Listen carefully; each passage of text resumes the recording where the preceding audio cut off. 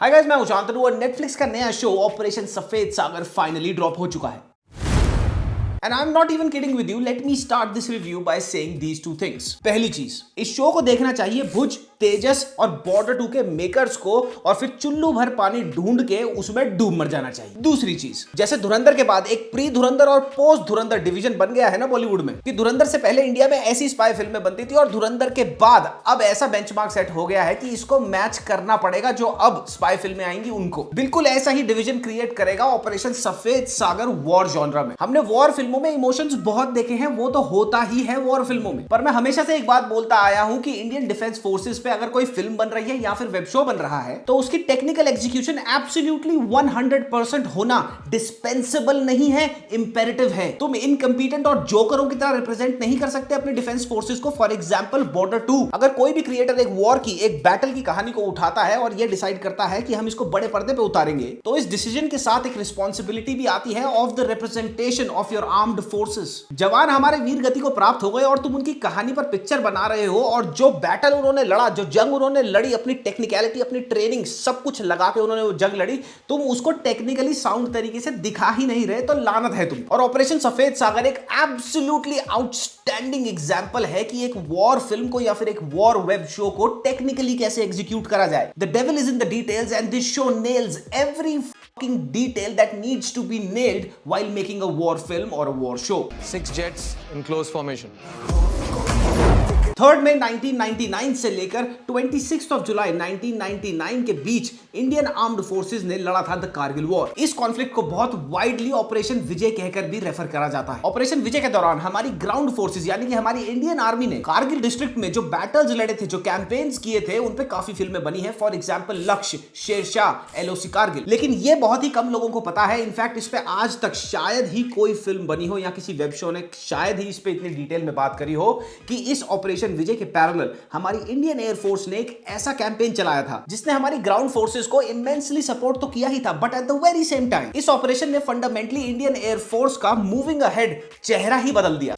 उनकी हाइट के एडवांटेज को काउंटर करने के लिए वी नीड द एयरफोर्स। इस ऑपरेशन का नाम था ऑपरेशन सफेद सागर, जो आपको इस शो में देखने को मिलेगा। इस ऑपरेशन की एग्जीक्यूशन हर एंगल से इतनी ज्यादा पेचीदा थी कि दुनिया में कोई भी एयरफोर्स ऐसी नहीं थी जिसने सोचा भी था कि ऐसे वॉरफेयर हो सकता है। इस शो को एक एक्शन एंटरटेनर की तरह मत देखना, क्योंकि ये शो जिस तरह से आपको बताता है ऑपरेशन सफेद सागर की पूरी कहानी, ये स्ट्रक्चर्ड है, ये प्रोसीजरल है, स्लो चलता है, आपको प्रोसीजर की लेयर्स के अंदर लेके जाता है। जब शो में आप इस ऑपरेशन की डिटेल्स को वन बाय वन खुलता देखोगे, निटी-ग्रिटीज को देखोगे कि ये करा कैसे था हमारी इंडियन एयरफोर्स ने, then you would feel proud. इस ऑपरेशन में कैटेगोरिकली 6 बड़ी प्रॉब्लम्स थी, और इन 6 प्रॉब्लम्स का जो इंडियन एयरफोर्स ने वर्क अराउंड ढूंढा और जैसे उसको दिखाया गया है इस शो में, that will blow your fucking mind. Problem number 1, a recce squadron being asked to bomb. 17 squadron the golden arrows, जिनकी कहानी आप इस शो में देखेंगे, एयरफोर्स का ये स्क्वाड्रन बॉम्बिंग के लिए कभी भी ट्रेन करा ही नहीं गया था। ये ट्रेन थे फोटोग्राफिक रिकॉनेसेंस मिशंस ओनली के लिए। अब रिकॉनेसेंस से रीटास्क होकर ओवरनाइट ही बॉम्बिंग में आ जाना कोई छोटा मोटा पिवट नहीं है। And how they did this and how they have shown this in the show will give you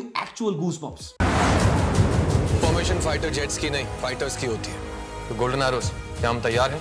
problem number 2, जिस ऊंचाई पे ये वॉरफेयर हुआ, ये कैंपेन अंडरटेक किया गया, जिस ऑल्टीट्यूड पर पाकिस्तानी मादर इन्फिल्ट्रेटर्स ने अपने कैंप सेटअप करे थे 16,000 से 18,000 के ऑल्टीट्यूड पर। अब जैसे जैसे तुम ऊपर जाते जाते हो, हायर होता जाता है ऑल्टीट्यूड, तो एयर हो जाती है थिन, और इस ऑल्टीट्यूड या फिर इससे ऊपर ऑल्टीट्यूड पे फ्लाई करने का मतलब होता है less mass flow. Engine thrust कम हो जाता है, जिसका मतलब होता है कि लॉन्गर साइकिल ऑफ एक्सेलरेशन है। जिस तेजी से जेट भाग सकता है उस तक नहीं भागता। तो इस ऑल्टीट्यूड पे जो कॉम्बैट मार्जिन होते हैं वो श्रिंक हो जाते हैं। यूजुअली जो बम गिराए जाते हैं उनका रिलीज टेबल जो होता है वो कंप्यूटेड होता है for the atmosphere near sea level. अब सी लेवल से ऊपर ऑल्टीट्यूड पे बम गिराना is a completely different game. कैसे हमारी एयरफोर्स ने ये सारी करेक्शंस को फिगर आउट किया, and that too in the middle of an ongoing war. जब आप ये देखेंगे then you would be blown away.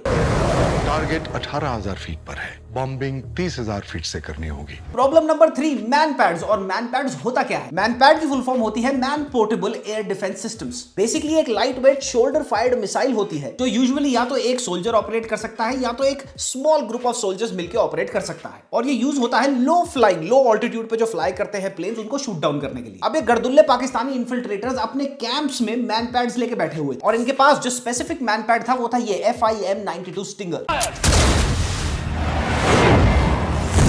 ये वेपन हीट सिग्नेचर को ट्रेस करता है और जिस हिसाब से टेक्निकलिटीज दिखाई है ना इस वेपन के ऑपरेशन की और कैसे इसने अफेक्ट किया था हमारे एयर कैंपेन को, that is fantastically brilliantly done. Problem number 4, 17 squadron the golden arrows, हमारे पायलट्स जो मिग 21 उड़ा रहे थे उसमें कोई सेल्फ प्रोटेक्शन थी ही नहीं। मॉडर्न फाइटर जेट्स में फ्लेयर डिस्पेंसर्स होते हैं। आपने बहुत सारी एरियल कॉम्बैट वाली फिल्मों में देखा होगा कि जब भी एक फाइटर जेट के पीछे एक मिसाइल लग जाती है तो वो डिस्पेंस करते हैं क्या, फ्लेयर्स। ये प्लेन की सेल्फ प्रोटेक्शन के लिए होते हैं ताकि जो चेजिंग मिसाइल है वो फ्लेयर से डिस्ट्रैक्ट हो जाए और वहीं पे रुक जाए, प्लेन पे आके ना लगे। ये मिग 21 में था ही नहीं। इसके बिना जो पायलट्स के पास डिफेंस था वो बचता था ऑल्टीट्यूड। तुम्हें आउटरन करना पड़ेगा, ऊंचा जाना पड़ेगा और वो जाना और ज्यादा खतरनाक हो जाता। इसी से रिलेटेड शो के अंदर एक चेज सीन है, वो देख के ना आपके रोंगटे खड़े हो जाए।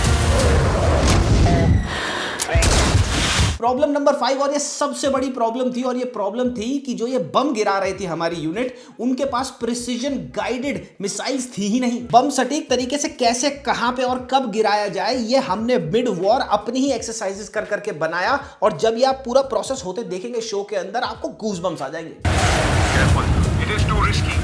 यूएस ने कैसे हमारी जीपीएस गाइडेड प्रिसीजन कैपेबिलिटी को जेपटाइज करने की कोशिश करी, उसका भी बड़ा जबरदस्त एंगल दिखाया है। प्रॉब्लम नंबर 6, और जब इस प्रॉब्लम को आप अनफोल्ड होता देखेंगे और इसके सॉल्यूशन को जब आप इनटू इफेक्ट आता देखेंगे शो में, then you would be left in awe and you would think कि यार ये इन्होंने करा भी कैसे होगा। और ये प्रॉब्लम थी the line of control restriction. Basically हमारे पायलट्स को ये पूरी जंग लड़ने के लिए एलओसी के उस पार जाने की इजाजत ही नहीं थी। इन 6 बड़ी प्रॉब्लम से इंडियन एयरफोर्स ने किस स्ट्रक्चर्ड वे में, किस प्रिसीजन से डील किया, इस शो में इतनी बेहतरीन तरीके से वो दिखाया गया है कि एक जगह you would B appreciative of the efforts of the makers of the show.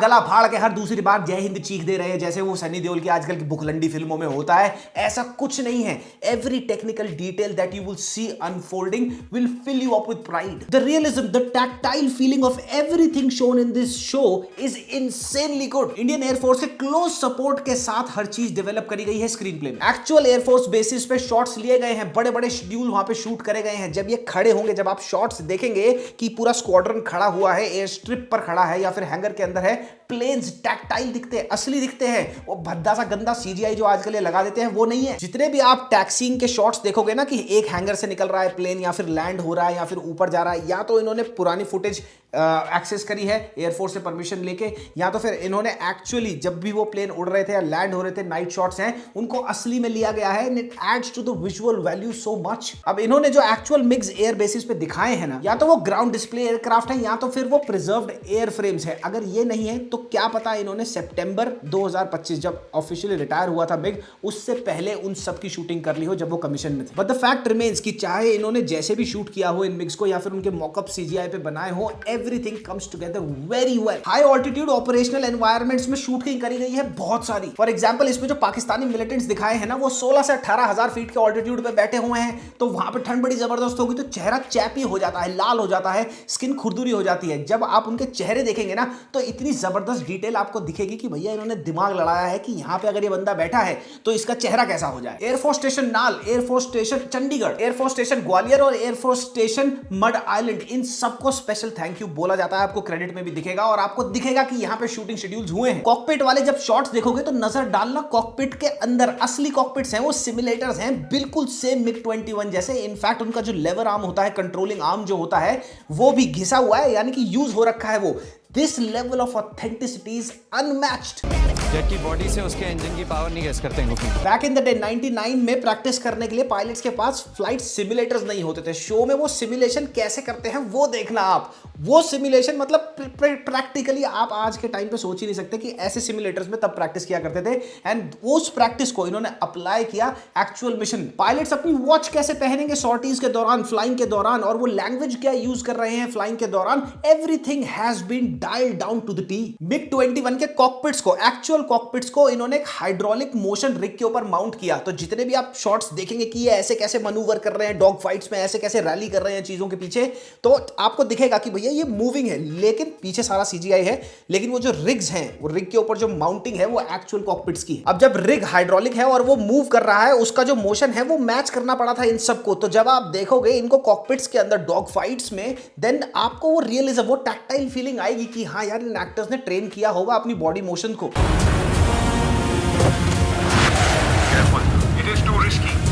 Bollywood में या फिर इनफैक्ट पूरे के पूरे इंडिया में जितने भी एरियल कॉम्बैट पे लिमिटेड जो फिल्में या वेब शोज कभी बने हैं, कहीं पे भी इतनी प्रिसीजन से काम होता मैंने तो नहीं देखा। खुद सोचो, ये कॉकपिट बनाने के लिए ग्रीन स्क्रीन बॉक्स में भी बिठा सकते थे, लेकिन इन्होंने वो नहीं किया। और इन्हीं चीजों में एज अ व्यूअर तुम्हारे को दिखता है ऑनेस्ट एफर्ट मेकर्स का कि भैया ये कुछ जेन्युइन बनाना चाह रहे हैं, बॉर्डर 2 की तरह साले चूतिया नहीं बनाना चाह रहे। हाई ऑल्टीट्यूड पे भी इन्होंने शूटिंग करी है जहां पे ये इजीली सीजीआई यूज कर सकते थे, but they chose not to do it and they shot at the locations. वो टैंजिबिलिटी भी आपको दिखती है। This is the type of की execution that I keep talking about whenever I review any war film. Every technical detail and every tactile feelings, right from the locations to the uniforms to the shoes to even the watches and the cockpits or whatever weapons they are using, everything matters. They all come together and give you an experience that is unforgettable, and this show does that. पहले 3 episode आपको camaraderie दिखाई जाएगी, slow cook होता है show. 4th episode onward ये show आपको जकड़ तो लेगा ही, आप उठ नहीं पाओगे। You would end up binging this entire show, but at the same time every moment right from the 4th episode up until the last one आपको या तो गूज़बम्प आएंगे, या तो रोना आएगा, या तो पाकिस्तानियों पे गुस्सा आएगा, कोई ना कोई फीलिंग आपके अंदर जरूर हो। This is exactly what a fucking brilliant screen play does to you. इस शो में सीजीआई है, आपने ट्रेलर में देखा होगा, और काफी भारी यूज किया गया है उसका। And I will be very honest, एक वेब शो के हिसाब से फिल्म नहीं है, कोई 400-500 करोड़ की फिल्म नहीं है ये। इस वेब शो के हिसाब से जो सीजीआई का एग्जीक्यूशन करा गया है, that is very commendable. If not brilliant, if not mind blowing, then it is very very well done.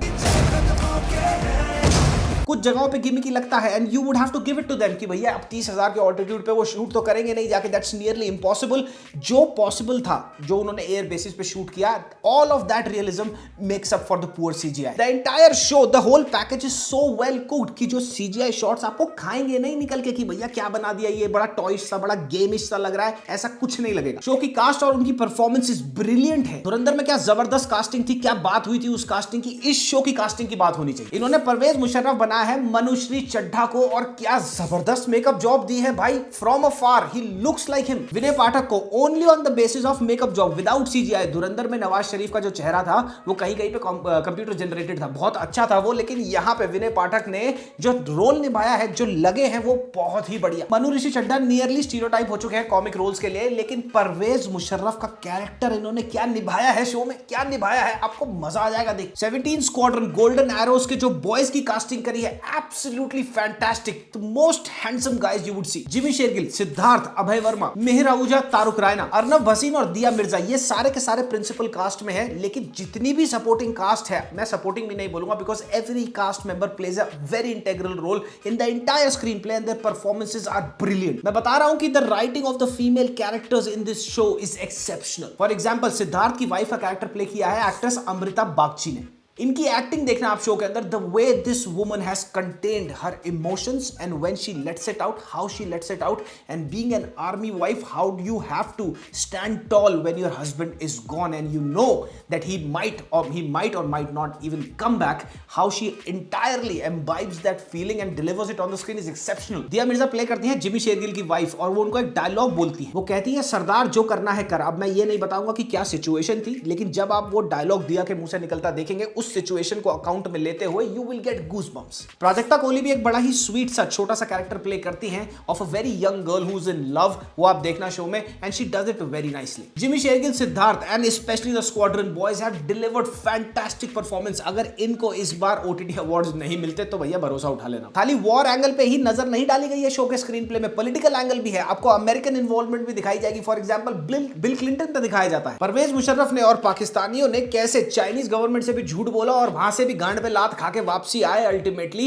वो भी बड़ी सही तरीके से दिखाया गया है। कारगिल वॉर के दौरान जो न्यूज चैनल्स पे चला था, जो फुटेज रिलीज हुई थी हमारे न्यूज चैनल्स पे, उनको यूज करा गया है, उनको बड़ा अच्छी तरीके से टाइट एडिट में लगाया गया है। हम अपनी शक्ति का भी प्रदर्शन कर सकते हैं। 6 के 6 एपिसोड में से एक भी मिनट आपको ऐसा नहीं लगेगा कि ये रन ऑफ द मिल काम करा गया है। भैया यहाँ पे ज्यादा फोकस है, यहाँ पे कम फोकस है, लीनियर प्रोग्रेशन है शो। हर जगह जहां पे मेकर्स की अटेंशन रिक्वायर्ड थी, वहां पे मेकर्स ने अटेंशन पे करी है और ये दिखता है। Hats off to the director of the show, Oni Sen. Show लिखा है संदीप जैन, वरुण कश्यप और निखिल रावी ने। And I have to say this guys, you are a damn 18। Absolutely outstanding cinematography है, one of the best I have seen in the past 5 years किसी भी web show में, and the credit goes to Satyajit Pandey. Story में इन्होंने कुछ खास liberties नहीं ली हैं, जहां पे इन्होंने लिबर्टीज ली हैं वो चीजें ये शायद फिजिकली रिक्रिएट नहीं कर पाते अब, इसीलिए वो ली गई। लेकिन कहीं पर भी आपको ऐसा नहीं लगेगा कि ये हुआ था ऑपरेशन में और इन्होंने ये दिखा दिया, ऐसी चीटिंग आपको नहीं देखने को मिली। कुशल श्रीवास्तव श्रीवास्तव जो वन ऑफ द 2 को क्रिएटर्स हैं इस शो के, उनके बारे में एक बड़ा फन फैक्ट बताता हूं। जब आप शो देखेंगे और उसमें जो एक्यूरेसी आपको दिखेगी चीजों की, इस फैक्ट को जानने के बाद आप समझ जाएंगे वो क्यों है। Kushal Srivastava was a part of operation Parakram in 2002 और इनके पास कमांडर इन चीफ की कमेंडेशन है from the eastern air command in 2026 और इन्होंने इस शो को डेवलप किया था एज अ फिल्म स्क्रिप्ट, लेकिन इनको लगा कि इस ऑपरेशन को हमें टेक्निकली बताना इतना जरूरी है और 2-3 घंटे में सिमट नहीं पाएगा। That's why this show. जैसे धुरंधर में स्पाइंग की टेक्निकलिटीज को बिल्कुल रॉ दिखाने के लिए, बहुत सटीक दिखाने के लिए एक्सपर्ट्स के पैनल से कंसल्ट किया गया था और उनके साथ एक्टिवली वर्क किया गया था, इस शो में भी आपको वही दिखेगा। एक्टिव पैनल मेंबर्स थे स्क्रिप्टिंग में कि भैया इनसे कंसल्ट करो, ये है ये है ये है। एयरफोर्स को बहुत जगह पर इन्होंने थैंक यू बोला हुआ है and that's fantastic to watch because that adds organic feel and authenticity to your product. Border 2 जैसा बोला नहीं है कि अपनी ही बिछाई हुई माइंड फील्ड में भाग गया आतंकवादी को पकड़ता। मैंने कभी नहीं सोचा था कि एक वेब शो में एक ऐसा गाना होगा जो आपको रुला देगा। एक बंदा, एक जवान हमारा वीर गति को प्राप्त हो जाता है शो के अंदर और उसके आसपास जब वो गाना चलता है ना, आप रोते नहीं रुकोगे। बैकग्राउंड म्यूजिक फैंटास्टिक है, 1-2 गाने हैं, वो गाने भी अच्छे हैं। मतलब वेब शो में अच्छे गाने कभी सुनने को मिलते हैं, अच्छे गाने हैं और साथ ही जो साउंड डिजाइन है ना CGI शॉट्स का, वो भी बहुत बेहतरीन लगा मुझे। मैं इस शो को देखने के बाद इसी निष्कर्ष पे पहुंचा हूं कि धुरंधर ने जैसे फिल्मों को बदल दिया या बदल देगी, वैसे ही ये वेब शो आने वाले वेब शोज को बदल देगा। डिफेंस पे चाहे बॉलीवुड वाले फिल्म बनाए, इंडियन सिनेमा में से कोई भी इंडस्ट्री डिफेंस पे फिल्म बनाए, उसके लिए ये शो, इस शो को कैसे एग्जीक्यूट करा गया है, इसकी एग्जीक्यूशन एक बेंचमार्क होना चाहिए। एरियल कॉम्बैट दिखाना बड़े पर्दे पर और वो भी ऑपरेशन सफेद सागर जैसे टेक्निकली वेरी प्रिसाइज ऑपरेशन के बारे में बताना एक बहुत गारगैंचुअन टास्क था और ऑपरेशन सफेद सागर की टीम ने उसको best way possible, most authentic, most honest effort में लेआउट किया है। This is the kind of film making that takes genre ahead. ये जो हमारे जवान अपनी लाइफ को लाइन पे लगाते हैं, वीर गति को प्राप्त होते हैं, ऐसा ट्रिब्यूट अगर उनको हमारी फिल्मों से मिले, this is what you want. Absolutely fantastic piece of film making, मजा आ जाएगा आपको पूरे परिवार के साथ। आप इसको बैठ के देखो, you will be riled up with multiple emotions through out this show. 6 episode है, बिंज ही करोगे, मैंने भी बिंज ही करा, मजा आ जाएगा। नहीं देखा तो कमेंट सेक्शन में कमेंट करके, नहीं देखा तो क्यों बताओगे भाई, देख के आओ, फिर कमेंट सेक्शन में बताना मुझे कितना सटीक लगा आपको ये रिव्यू और कितना नहीं। आपके कमेंट्स वेलकम है। तब तक के लिए हम मिलते हैं अगली वीडियो में, जो कि होने वाली है टॉक्सिक का ट्रेलर रिव्यू और उसके बाद राघव जुयाल की भी थोड़ी सी नापेंगे। भाई साहब थोड़े हवा में चढ़े हुए शाहरुख खान समझ रहे हैं अपने आप को। तब तक के लिए मिलते हैं अगली वीडियो में। मामिया लजाने पप्पी, बाय बाय।